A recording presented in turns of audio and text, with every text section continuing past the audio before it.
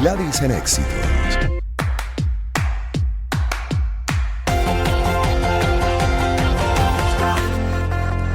Bueno, amanecimos entre otras noticias con esta, y lo leo de CNN, entre otros medios que están destacando lo que han sido declaraciones de Polonia. Las fuerzas de Polonia, de hecho, dijeron este miércoles temprano que habían derribado drones que violaron su espacio aéreo durante un ataque ruso contra Ucrania.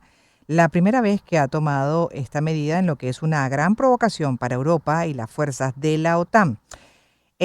Aquí me detengo para incorporar al profesor Agustín Berea, académico de la Universidad Iberoamericana, especialista en temas de seguridad, maestro también en estudios de Asia y África y doctorante en la Universidad de San Andrews. ¿Cómo está, profesor? Buenas tardes, bienvenido.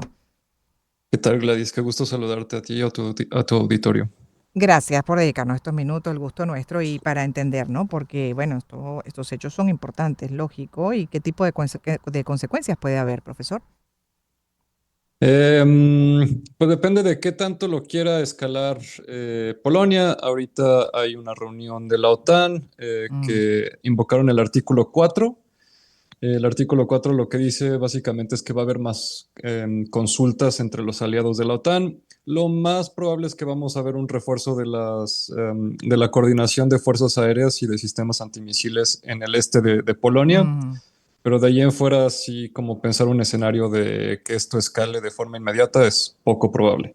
Poco probable, pero la realidad también hay que varias cosas que podríamos analizar con usted, ¿no? Una, el recurso de los drones, que evidencia la vulnerabilidad alta de los países, ¿no? Con qué facilidad se puede entrar a territorio vecino, a otro país, ¿no? Y bueno, lo que pueden ser incluso ataques, hasta qué punto se pueden evitar. Además, con un recurso que implica para las fuerzas de defensa de las naciones, bajo costo, pero alta efectividad. Correcto.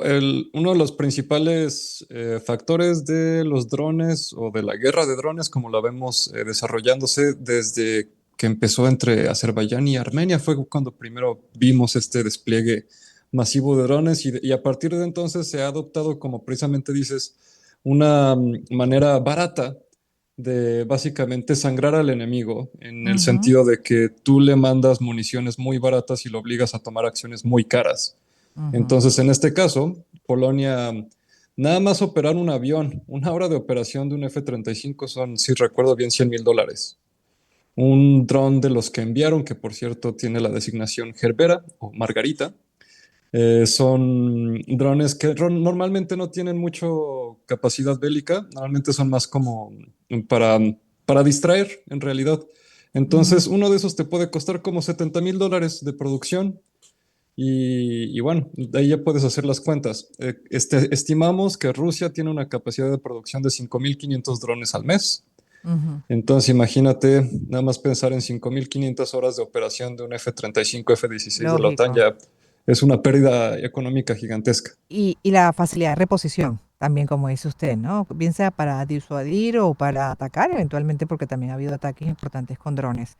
Pero bueno, así estamos, en una parte del planeta. Vámonos a otra, Qatar, porque ahí también ha habido una incursión buscando las cabezas terroristas, ha habido reacciones, y una de las cosas que se podría analizar con usted, profesor Agustín, es justamente lo que estamos viendo ahora, ya con más frecuencia, que los países están tomando decisiones unilaterales. Absolutamente. Dice un viejo dicho que permite, no castigues una transgresión e invitas a que cometan muchas.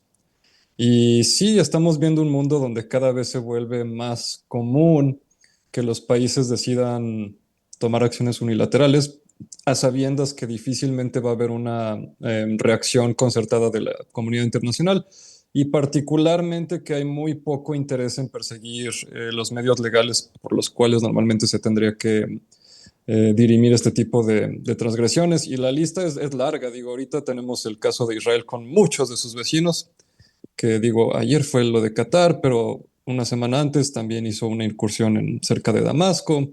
Y antes de eso tuvimos este caso de India con Pakistán, Rusia con Ucrania, Armenia, Azerbaiyán.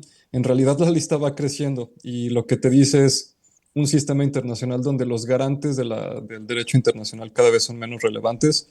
Y pues sí, lo que nos hace pensar es que quizá Qatar no responda directamente, pero ciertamente veremos un proceso de rearme, por lo menos.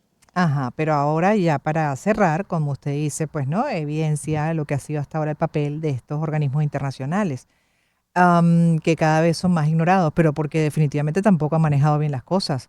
Al final de cuentas, muchos países albergan a células terroristas, cabezas de grupos terroristas que hacen mucho daño, se sabe además, cohabitan, coexisten, hacen una vida como si nada y nada pasa.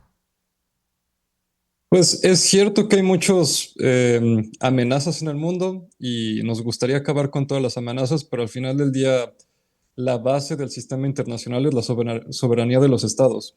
Ujú. Entonces sí, si hay cárteles en México y en Venezuela, pues sí, nos gustaría acabar con ellos, pero tampoco eso quiere decir que Estados Unidos pueda llegar y bombardear nuestros Justificar países. algo. Ah, no, por supuesto, ninguna acción. Y de hecho, siempre tienen que mantenerse dentro del límite del derecho internacional. Es la lógica, pero también la reflexión válida de los organismos internacionales, pues que tanto deben ajustar también sus políticas con los países miembros, a ver cómo le dan seguridad, orden, buen funcionamiento al planeta, ¿no? En general, dentro de las muchas cosas que vienen pasando, porque son tantas, son asuntos varios, ¿no? Tenemos muchas Hay irregularidades en demasiadas el cosas que planeta. platicar, Sí, no se nos va pero el tiempo si nos ponemos a platicar sobre las irregularidades del planeta, pero en definitiva cabe la reflexión.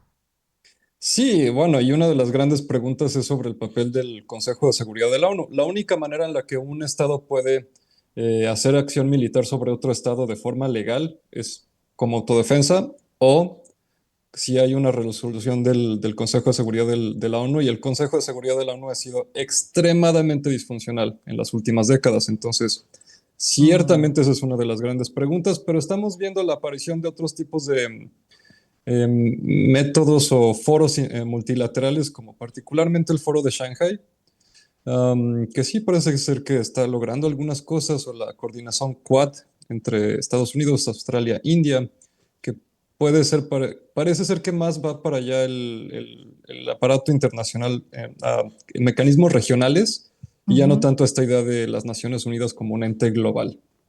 Ya, así como especie de coaliciones Mm, por regiones, ¿no? Que se tienen que entender entre ellas. Literalmente es para donde a mí me parece que hay mucho Apunta el más orden. avance en ese sentido a reformar la ONU. Hacia donde apunta el orden o el desorden mundial. Em, digamos que sí, dos pasos para adelante de orden, un paso para atrás de desorden. Va uno y el otro. El ser humano y sus cosas, al final de cuentas. La reflexión sigue para cada uno de nosotros, ¿no? Ahora, gracias, profesor. Gracias por haber compartido su punto de vista. Agustín Vereas, académico de la Universidad Iberoamericana, especialista en temas de seguridad, maestro en estudios de Asia y África, doctorante en la Universidad de San Andrews. 1:34. En breve regresaremos. Feliz tarde para usted, profesor. A continuación, Encuentro de Generaciones. Éxitos. Caracas, Valencia, Maracay, Puerto La Cruz, Puerto Ordaz, Barquisimeto, El Vigía, Mérida, Táchira, Margarita, Maracaibo, Maturín. Guarenas, Guatire. Éxitos. Sonidos en primera fila.